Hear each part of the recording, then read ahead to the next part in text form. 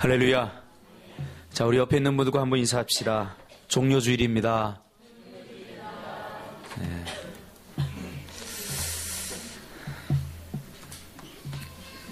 종료주일입니다. 한마디만 하니까 좀 썰렁하네요. 그죠? 사랑합니다. 축복합니다. 예. 자, 오늘은 여기가 좀 비었네요. 여기하고 여기가 조금 찼었는데, 가운데가 비었었는데, 오늘은 여기 이렇게 가운데 앉으니까 너무 좋습니다. 신준아, 앞으로 여기 앉아. 병훈아, 알았지? 병훈이 대답했어. 역시 멋있어.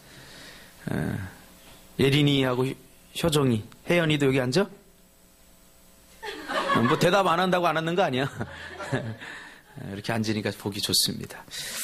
오늘 종료주일을 맞이해서 오늘 이 말씀 중심에서 왜 하필 나귀인가?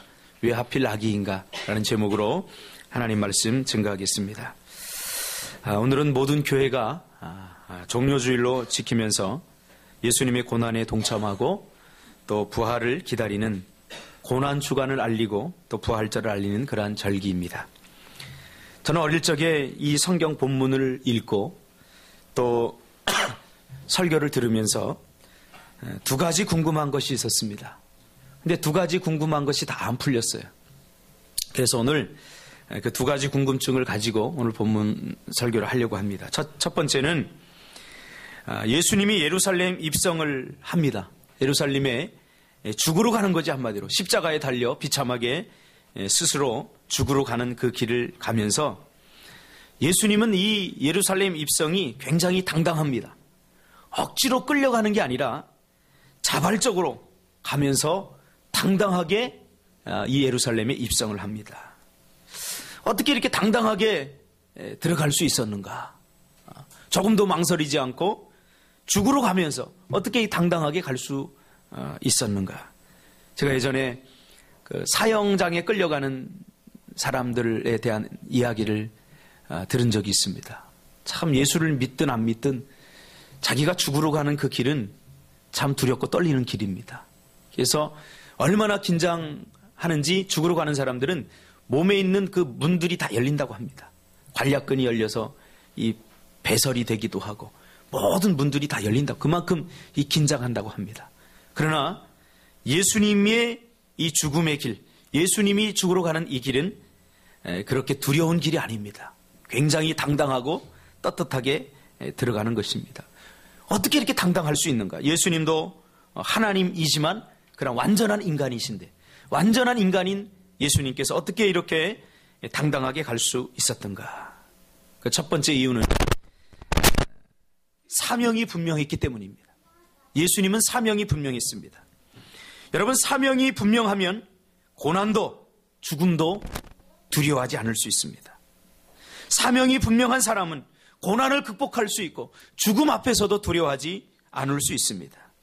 그러므로 사명이 분명한 사람은 오히려 고난 속으로 뛰어들 수 있는 용기를 사명에서 얻게 됩니다. 그러나 사명이 분명하지 않으면 고난을 두려워하고 실패에 대한, 죽음에 대한 불안함으로 살게 되는 거죠. 오늘도 여러분 이 자리에 나왔습니다. 이 주일 예배에 참석한 거 그냥 내가 나온 것 아닙니다. 사명이 분명하면 이 자리로 나오기가 더 쉽습니다. 할렐루야. 사명이 분명한, 자기가 해야 할 일이 분명한 사람은 좀 힘들더라도 나오게 돼 있는 거죠. 그렇죠? 사명이 분명한 사람. 사명이 분명하면 가난도 두렵지 않습니다. 사명이 분명하면 실패도 두렵지 않습니다. 그래서 사도 바울은 사도행전 20장 24절에서 나의 달려갈 길과 주 예수께 받은 사명, 곧 하나님의 은혜의 복음을 증언하는 일을 마치려 하면은 나의 생명조차 조금도 귀한 것으로 여기지 아니한다고 그렇게 고백하고 있습니다. 인생의 사명이 분명했던 사도 바울은, 복음 증거를 하고 하는 사명이 분명했던 사도 바울은 오히려 고난 속으로 뛰어들 수 있었습니다. 왜요? 사명이 분명했기 때문입니다. 그러나 사명이 분명하지 않으면 무엇을 해도 허전합니다. 만족이 없고 해도 그만, 안 해도 그만입니다. 여러분, 학교 가는데 선생님들이 사명이 분명하기 때문에 힘들어도 학교를 가는 거예요. 출근하는 거예요. 그렇죠? 제가 보니까 학교 다닐 때 보니까 참 선생님들이 언젠가는 측은해 보여요. 왜? 암 수술을 하고 얼마 안 됐는데 이 탱탱 부은 목을 가지고 여기다가 이제 기부스를 다 하고 그리고 암 수술한 7일도 안 됐는데 와서 아이들을 가리키겠다고 하더라고요. 물론 더 쉬어도 되죠. 그러나 이분은 사명감으로 그 자리에 나온 거예요. 사명감으로. 그래서 많은 학생들의 감동을 주었어요. 평소에 그 선생님이 별로 안 좋아했는데 보니까 암 수술했음에도 불구하고 한 몇 달 쉬겠지 그랬는데 나왔어요. 무엇이 그로 하여금 그 자리로 나오게 했는가? 바로 사명입니다. 여러분, 사명이 회복되기를 주님의 이름으로 축복합니다. 사명이 회복되면 강력한 삶을 살 수가 있습니다. 예수님께서도 죽음을 조금도 두려워하지 아니하고 예루살렘의 그 죽음의 길을 당당하게 갈 수 있었던 것은 바로 예수님께서 가지고 있었던 인류를 구원하시고 우리를 죄와 사망으로부터 구원하시기 위한 그런 사명을 가지고 있었기 때문입니다. 그리고 또 하나는, 그러면 예수님이 하필 예루살렘에 이렇게 입성하는데 왜 나귀를 타고 갔는가? 나귀와 작은 나귀 새끼를 타고 갔는가? 오늘 그 이유를 3가지로 찾아보면서 은혜를 나누기를 원합니다. 첫째로, 나귀를 타고 간 것은 우연이 아니라 하나님의 말씀의 성취입니다. 여러분, 하나님은 역사를 자신의 기분과 감정대로 바꾸지 않습니다. 하나님께서 작정하신 것, 하나님께 계획하신 것은 반드시 이루신다는 사실을 여러분 믿으시기를 바랍니다. 여러분, 만약에 하나님께서 자신의 기분과 감정에 따라 하나님의 역사를 바꾼다면 여기 살아날 사람 하나도 없어요. 그렇죠? 하나님께서 우리를 사랑하시기로 작정하셨고 우리를 끝끝내 구원하시기로 작정하셨어요. 또 거기에 따라서 그 역사를 이끌어 가십니다.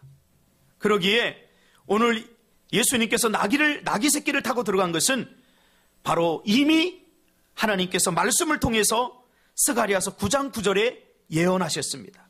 오늘 본문에 나오죠. 5절에 시온의 딸에게 이르기를 내 왕이 내게 임하나니 그는 겸손하여 나귀 곧 멍에 매는 짐승의 새끼를 탓도다 하라 하였느니라. 말씀이 그대로 성취되는 겁니다. 여러분, 하나님의 약속을 믿는 믿음의 사람들이 되시기를 주님의 이름으로 축복합니다.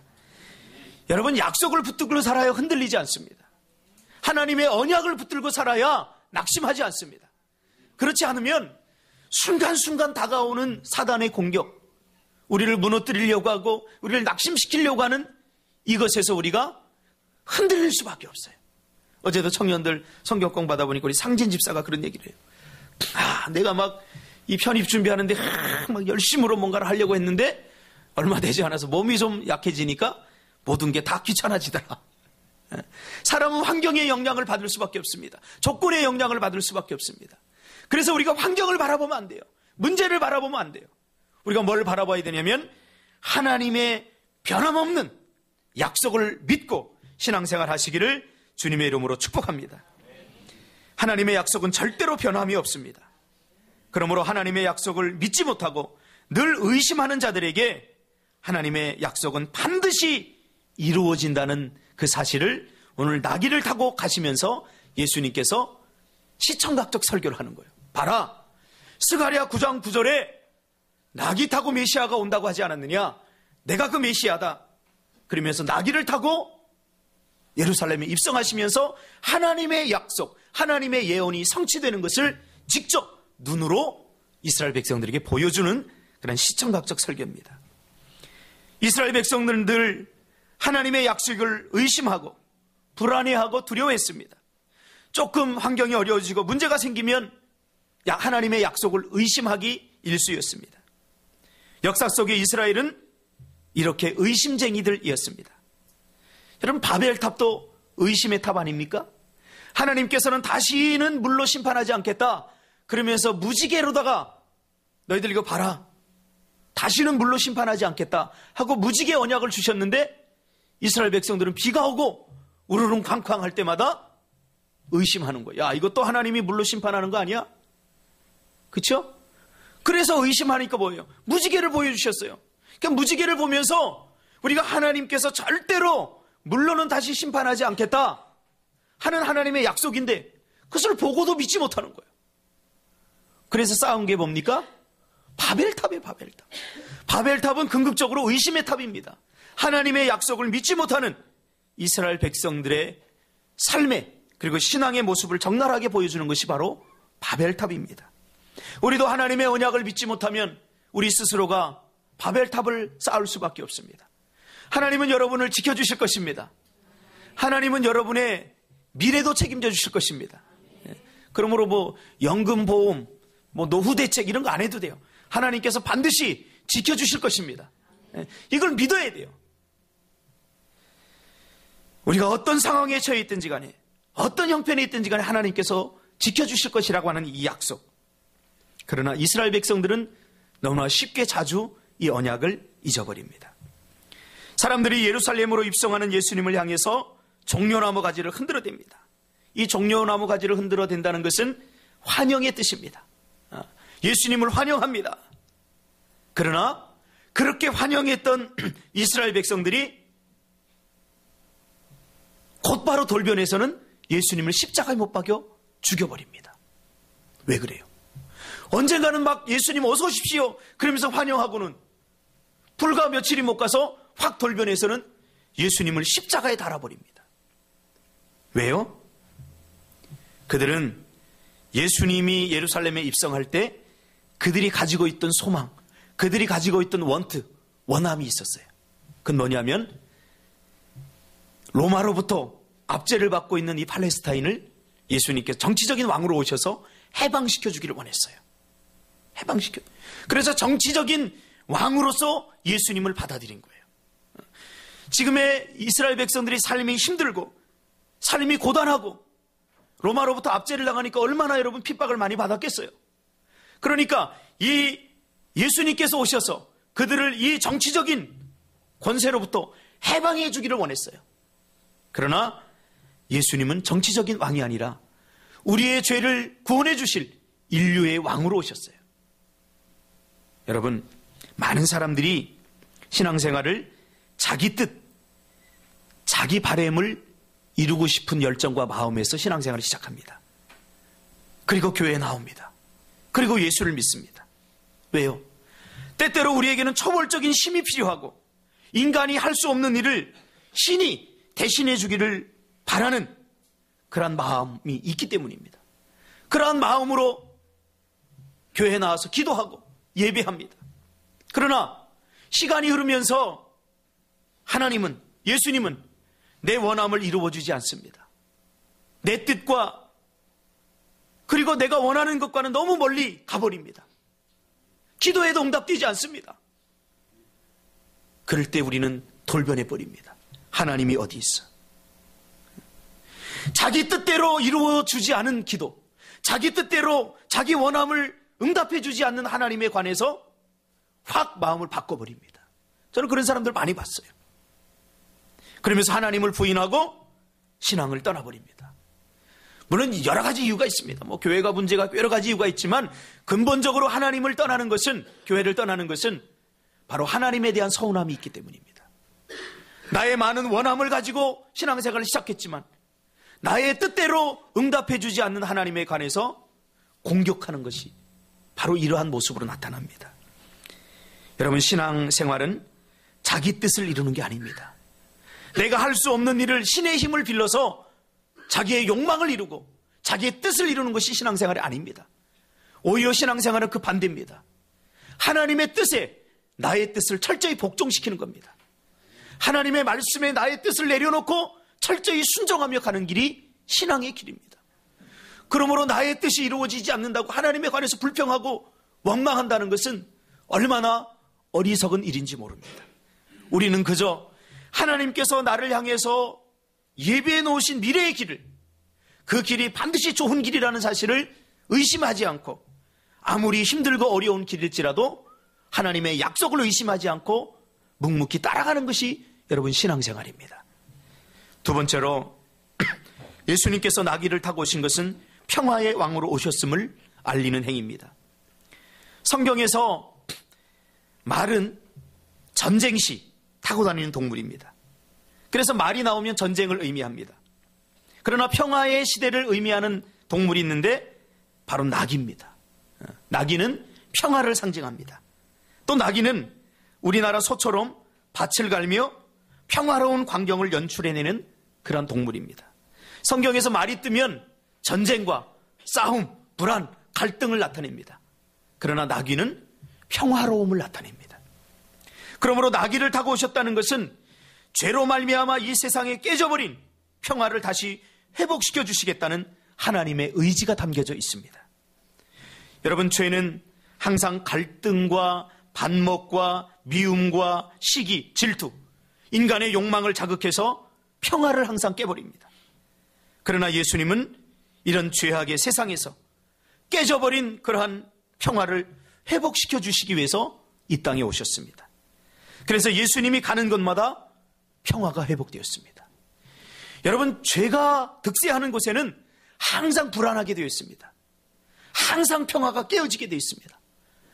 그러나 복음이 들어가고 예수님이 가는 곳마다 평화가 회복되는 줄 믿으시길 바랍니다. 죄로 말미암아 생겨난 아픔과 슬픔이 치유되고 회복되고 평화가 생겨나는 것입니다. 여러분, 말 타는 사람이 되지 말고 나귀 타는 인생들이 되시기를 주님의 이름으로 축복합니다. 어떤 사람은 항상 말 타고 다니는 사람이 있어요. 그래서 그 사람이 가면 뭔가 불안해. 막 그곳에 막 전쟁이 일어나. 막 사람들을 정죄하고 비난하고. 그래서 말 타고 다니는 사람이 딱 뜨면 항상 뭔가 불안해요.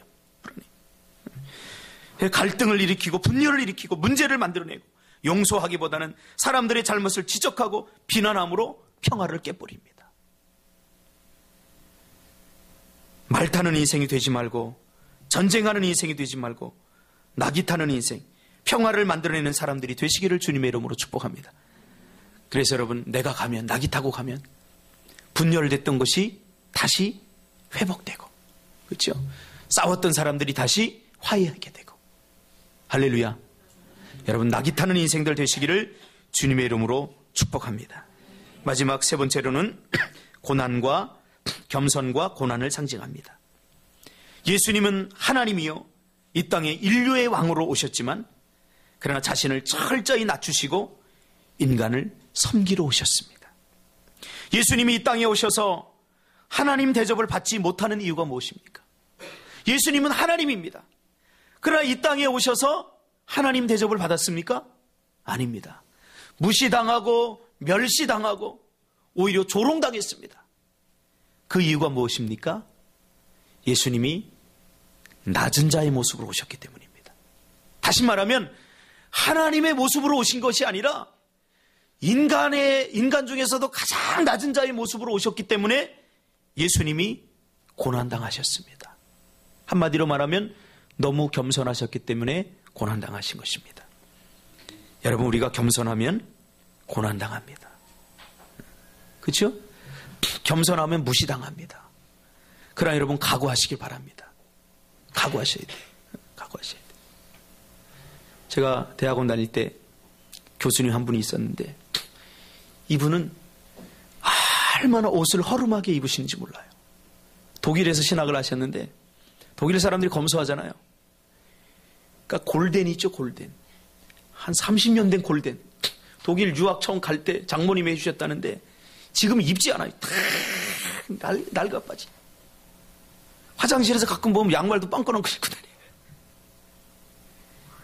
그 대학원 교수쯤 하면 좀 괜찮지 않겠나 이렇게 생각을 합니다. 그리고 학생들을 보면 어떻게 인사하냐면요, 90도로 인사, 90도. 제가 화장실에서 한 번은 이렇게 쉬를 하고 있는데 그 교수님이 들어오셔갖고 전도사님 안녕하세요. 근데 나 인사할 수 있습니까? 일본어 중인데. 그 정도로 겸손해요. 여러분, 그러면요 사람들이 존경해야 되잖아요. 차도요 티코 타고 다녀요. 티코. 그 신학생들은 뭐 그랜저 타고 다니는 친구들도 있었는데 티코 그거 타고 다녀요. 사람이 한국 사회에서 겸손하면 대접을 절대 받지 못합니다. 이렇게 겸손하면 대접을 해줘야 되는데 오히려 무시합니다.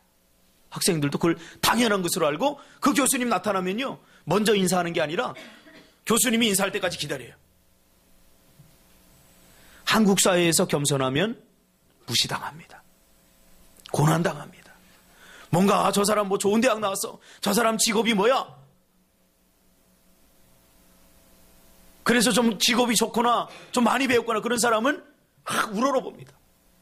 자기보다 좀 못한다. 옷을 딱 보고. 그래서 한국 사람들은 세계에서 옷을 가장 잘 입는데요. 왜? 옷 잘못 입으면 무시당하니까.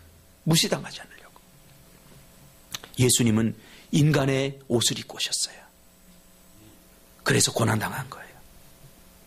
제자들은 그것이 불만이었어요. 제자들은 예수님의 측근에서 예수님이 가진 능력과 예수님이 가진 권세와 예수님이 행하는 모든 능력을 잘 알고 있었어요. 그거 한 번만 행하면 사람들이 막 벌벌 떨 텐데. 예루살렘에 입성하면서 입에서 불을 확 뽑아가지고 까부는 사람 확 태워버려 죽이고. 심지어 그랬잖아요. 예수님이 사마리아 접경으로 지나가려고 할 때 사마리아 사람들이 오지마, 당신 오지마. 그러니까 예수님의 제자들이 열받아서 뭐라고 그랬어요? 예수님은 능력이 있기 때문에 하늘에서 불을 내려서 예수님을 거부하는 저 인생들을 확 불태워 죽여버리죠. 그랬잖아요, 제자들이. 그러나 예수님은 그렇게 하지 않았어요. 여러분, 겸손한 사람들을 영적 눈을 떠서 보시길 바랍니다. 할렐루야. 겸손한 사람들을 알 수 있는 영안이 열려야 돼요. 왜? 예수님은 겸손의 모습으로 오시거든요. 축복도 겸손한 자가 받을 수 있어요. 교만한 자의 눈에는 이게 잘 안 들어와요. 안 들어와요. 오늘도 새벽에 제가 그런 예화를 들었습니다. 어느 신입사원이 회사에 딱 들어갔어요. 회사에 딱 들어가니까 그 평사원 바로 위에 이제 계장이 있는데 그 계장한테 좀 잘 보여가지고 자기가 좀 출세하려고 그 계장한테 너무너무 잘하는 거예요. 부르면 예! 커피 좀 다와 예! 잘합니다. 근데 매일 갈 때마다 그 회사에 좀 옷도 허름하게 입고 매일 쓰레기 줍는 사람이 한 명 있어요. 그러니까 무시한 거예요. 청소부인 줄 알고. 그래서 어느 날 계장이 심부름 시키니까 자기는 바쁘니까 그 할아버지 불러서 할아버지 커피 한 잔 좀 타왔어요. 그 가서 예 하고 이제 돈을 받아 동전 넣고서 커피 한 잔을 타다 줬어요. 나중에 알고 봤더니 그 사람이 그 회사의 회장이에요. 회장. 참. 여러분, 겸손한 사람이 은혜를 받습니다. 겸손한 사람이 축복을 받습니다.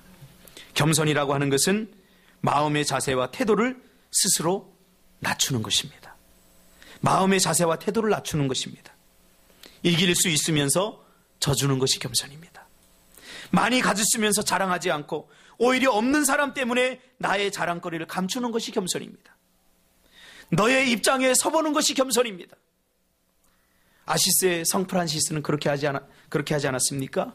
어느 날 제자들과 함께 금식을 선포했어요. 근데 제자 한 명이 너무나 배가 고파서 마을을 지나가다가 옥수수 삶는 걸 보고 가서 집어서 막 먹는 거예요. 그러니까 제자들이 막 비난합니다. 저런 나쁜 놈, 응? 금식하는데 지만 배고픈가? 그러면서 이 불경건한 놈 그러면서 막 손가락질합니다. 그때 이 아시스의 성자 프란시스가 자기도 달려가서 그 스승이 같이 옥수수를 뜯어 먹습니다. 사실은 나도 배고파 죽을 뻔했다.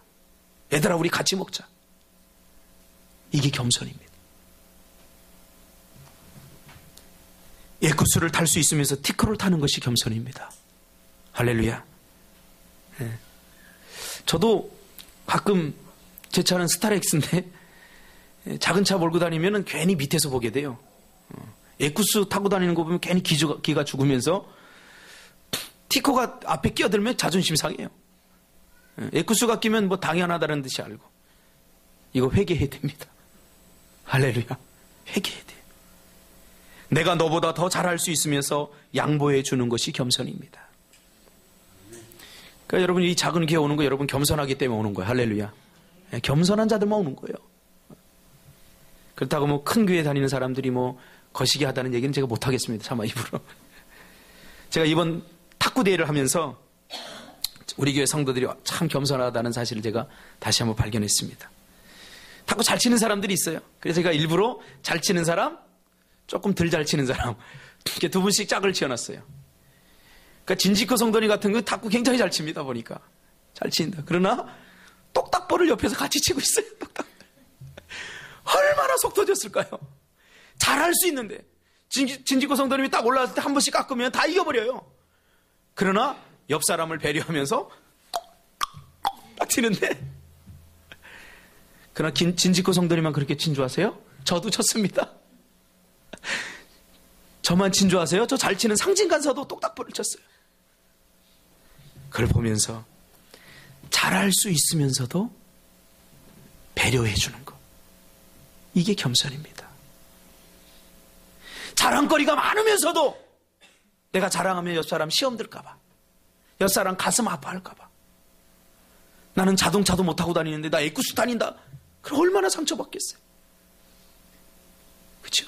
그럴까봐 저는 그런 사람 봤어요. 실제로 회장이기 때문에, 사장이기 때문에 어쩔 수 없이 좋은 차를 탈 수밖에 없는데, 교회 올 때는 자 구석에다 대놓고 교회 주차장에다 주차 안 해요. 제가 산성교회 부교육자 있을 때. 근데 저는 그분이 차가 없는 줄 알았어요. 그분은 화가였거든요. 화가이면서 이제 그 미술계통의 사업을 해서 그때 잘 나갔어요. 좋은 차. 충분히 타고 다닐 수 있어요. 제가 보더라도. 그런데 차 못 타고 다니는 사람들 상처 입을까봐 교회 주차장에다 안 대고 자 구석에다 대고 와요.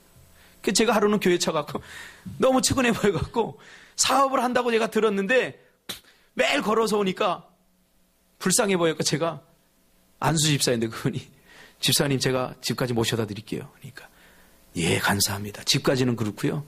저기 무슨 아파트인데 그 골목까지 데려다 주세요. 그래서 거기까지 데려다 주니까 거기서 좋은 차 딱 타고 나오시더라고요. 그러면서 그 이야기를 하더라고요. 여러분 겸손해지시기를 바랍니다. 또한 나귀는 고난을 상징합니다. 우리는 고난 없이 영광을 맛보려고 합니다. 그러다 보니까 쉽게 자주 실망하고 좌절합니다. 고난 없이 영광만을 생각할 때 편법과 온갖 불의한 방법으로 타협하게 됩니다. 학생이 공부 적게 하고 1등하는 방법을 생각하면 불행한 것입니다. 적게 일하고 돈 많이 버는 방법에 사로잡혀 있으면 그 사람은 불행한 것입니다. 생각해 보세요. 적게 일하고 많이 벌려고 하는 사람들이 가 있는 곳이 있어요. 그런 사람들이 많이 모여 있는 곳이 있어요. 쉽게 일하고 돈 많이 벌려고 하는 사람, 그런 사람들 어디 많죠? 교도소가 많아요. 쉽게, 그러니까 사기쳐서 돈 벌고 도둑질해서 쉽게 돈 벌려고 하니까 그렇게 되는 거예요. 여러분 최선을 다해서 일하시고, 최선을 다해서 일하고 좀 적게 벌더라도 여러분 불평하고 원망하지 않기를 주님의 이름으로 축복합니다. 고난 없이 영광은 없습니다. 고난을 뛰어넘으려 하다가, 고난을 점프하려고 하다가 많은 사람들이 불법을 저지르는 것을 보게 됩니다. 고난의 과정 없이 얻는 영광은 절대로 오래 갈 수 없습니다. 고난 없는 영광은 축복이 될 수 없습니다. 그러므로 여러분 나귀를 타시기를 바랍니다. 말씀의 약속을 신뢰하시기 바랍니다. 평화를 만드는 사람이 되시기를 바랍니다. 겸손하고 그리고 고난을 피하지 않는 여러분들이 되시기를 주님의 이름으로 축복합니다. 기도하겠습니다. 하나님 감사합니다. 오늘도 말씀을 듣습니다. 오늘도 말씀대로